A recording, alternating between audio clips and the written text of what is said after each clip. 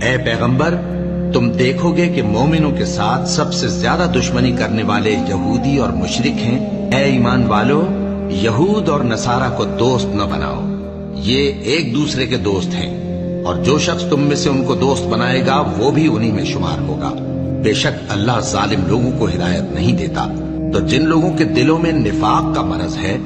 تم ان کو دیکھو گے کہ وہ ان میں دوڑ دوڑ کے ملے جاتے ہیں، کہتے ہیں کہ ہمیں خوف ہے کہ کہیں ہم پر زمانے کی گردش نہ آ جائے۔ سو قریب ہے کہ اللہ فتح بھیجے یا اپنے ہاں سے کوئی اور امر نازل فرمائے،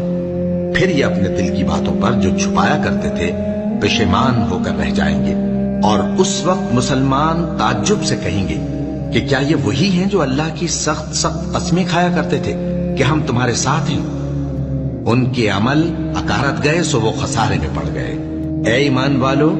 اگر کوئی تم میں سے اپنے دین سے پھر جائے گا تو اللہ ایسے لوگ پیدا کر دے گا جن کو وہ دوست رکھے اور اسے وہ دوست رکھے، اور جو مومنوں پر نرمی کرنے والے اور کافروں پر سختی کرنے والے ہوں، اللہ کی راہ میں جہاد کریں اور کسی ملامت کرنے والے کی ملامت سے نہ